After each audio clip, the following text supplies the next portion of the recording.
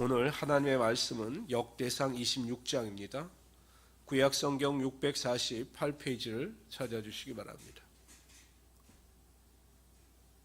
구약성경 648페이지 역대상 26장입니다.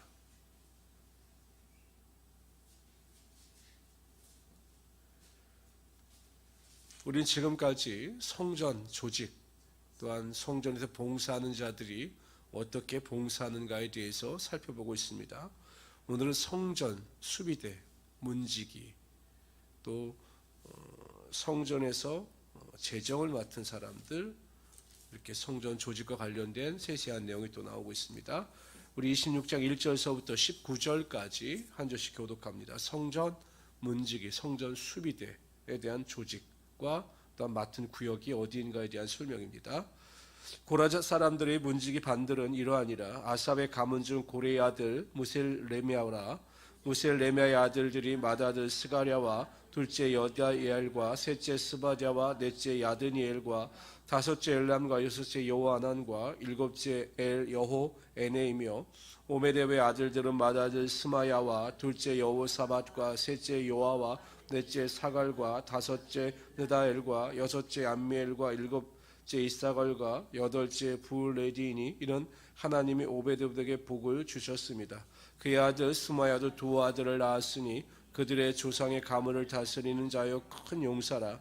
스마야의 아들들은 오드니아와 르바엘과 오벳과 엘사밧이며 엘사밧의 형제 엘리우와 스바가랴는 능력 있는 자니 이는 다 오베네돔의 자손이라. 그들과 그의 아들들과 그의 형제들은 다 능력이 있어 그 직무를 잘하는 자니 오베데돔에게서 난 자가 62명이며 또 부셀레베의 아들 형제 18명은 능력이 있는 자라.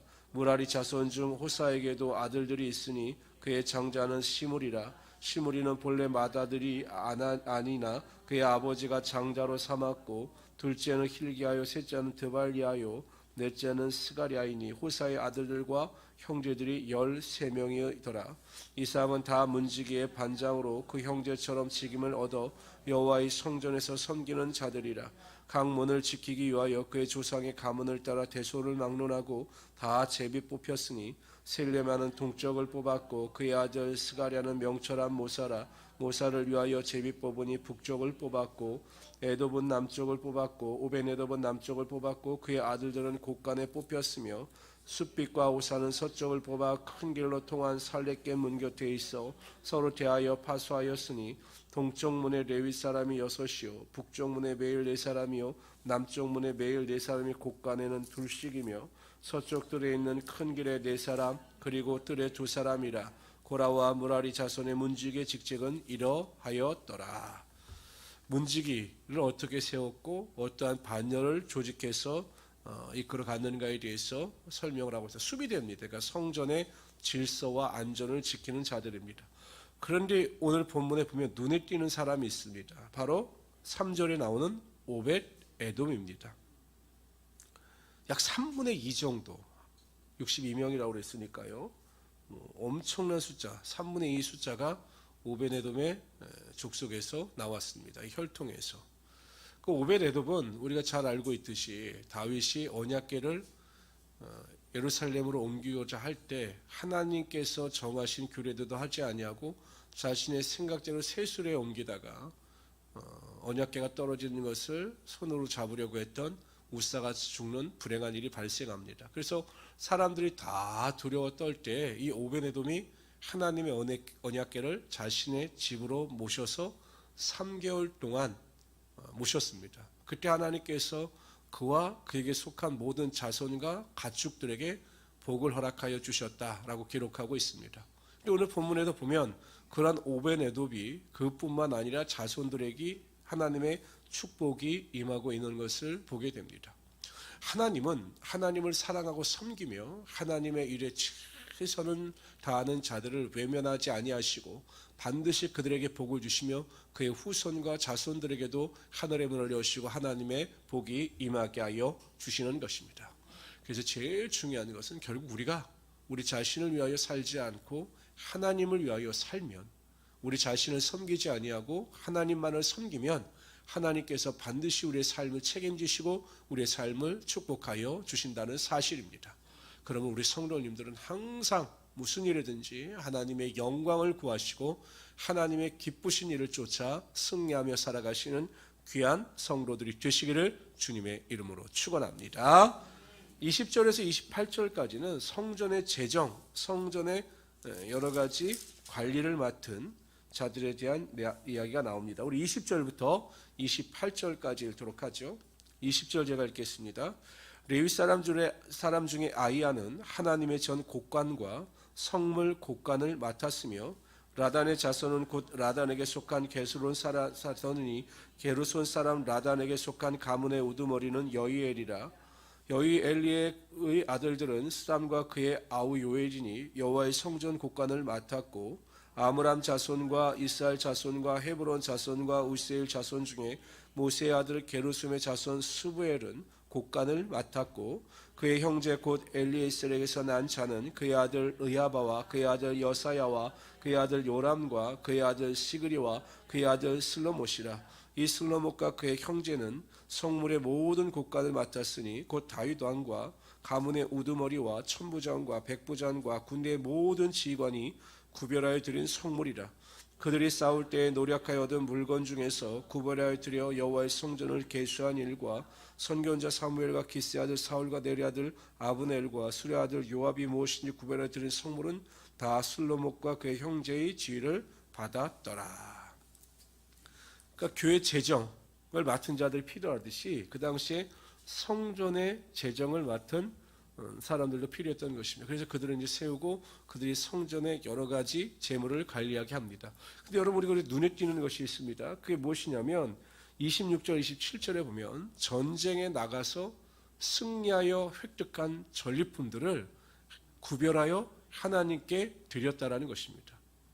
보통 왕이나 군사들이 전쟁에 나가서 승리를 거두게 되면 그 전리품은 왕의 소유가 되거나 전쟁에 참여한 자들에게 돌아가는 것이 일반적이었는데 다윗 왕이나 일반적인 장수들은 거기에서 얻은 전리품들을 구별하여 하나님께 드렸다라는 것입니다. 대단한 믿음이지요. 결국 다윗이나 그의 신하들이 믿었던 것은 결국 전쟁의 주인은 하나님이시고 자신들을 승리케 하신 분도 하나님이시다라는 것을 인정하였기 때문에 그들이 그러한 믿음의 모범을 보일 수가 있었던 것입니다. 우리가 세상을 살아갈 때 받는 축복, 우리가 세상을 살아갈 때 얻는 성공, 또 세상을 얻어갈 때 얻는 여러 가지 부유함의 결과는 다 하나님의 축복입니다. 그것을 반드시 우리가 인정하고 또한 그것에 대하여 우리가 하나님께 감사함을 표현하고 하나님께 대하여 감사 제물을 드리게 될 때 하나님께서는 그 마음과 생각을 받아주시고 그의 삶에 더 큰 축복과 은혜와 능력이 나타나게 하여 주시는 것입니다. 우리의 삶의 모든 것, 하나에서부터 10까지 모든 것이 다 하나님께서 하신 것임을 우리는 분명히 인정하고 하나님 앞에서 겸손함과 감사함을 가지고 살아가야 할 것입니다. 이러한 은혜 가운데 거하며 살아갈 수 있는 귀한 성도들이 되시기를 주님의 이름으로 축원합니다. 우리 29절부터 32절까지 읽도록 할 텐데요. 여기는 이제 성전 바깥에 뭐 관원이라든지 재판관이라든지 그런 역할을 맡았던 사람들에 대한 내용이 나옵니다. 이스라엘 자손 중에 그나냐와 그의 아들들은 성전 밖에서 이스라엘의 일을 다스리는 관원과 관리죠. 관원과 재판관이 되었고 헤브론 자손 중에 하사바와 그의 동족 용사 1700명은 요단 서쪽에서 이스라엘을 주관하여 여호와의 모든 일과 왕을 섬기는 직임을 맡았으며 헤브론 자손 중에서는 여리야가 그의 족보와 종족대로 헤브론 자손의 우두머리가 되었더라. 다윗이 왕위에 앉은 지 40년에 길랄 야살에서 그들 중에 구하여 큰 용사를 얻었으니 그의 형제존 2700명이 다 용사요 가문의 우두머리라. 다윗 왕이 그들로 루벤과 각과 므낫세 반지파를 주관하여 하나님의 모든 일과 왕의 일을 다스리게 하였더라.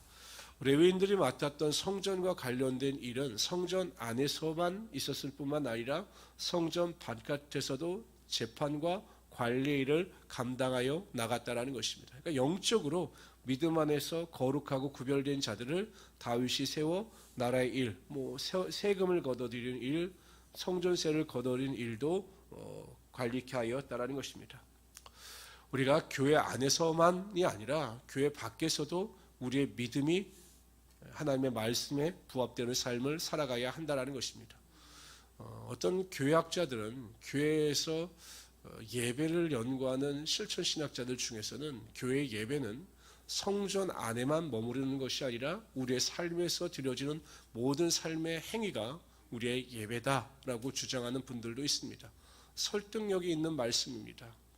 예수님께서는 우리가 세상에 나가 빛과 소금으로서의 역할을 감당해야 한다라고 분명히 말씀하고 있습니다. 우리가 하나님께 받은 은혜와 하나님께 받은 능력과 축복을 가지고 세상에 나가 하나님의 나라와 또한 하나님의 복음을 위하여 최선을 다하여 살아가게 될 때 하나님께서는 우리를 통해서 하나님의 능력이 반드시 흘러 넘치게 하여 주실 것입니다. 우리 성도님들은 교회에서 행하는 것처럼 교회에서 모든 것을 얻은 것처럼 세상에 나가서도 믿음과 삶이 일치되는 그러한 삶을 살아가시는 귀한 성도들이 되시기를 주님의 이름으로 축원합니다.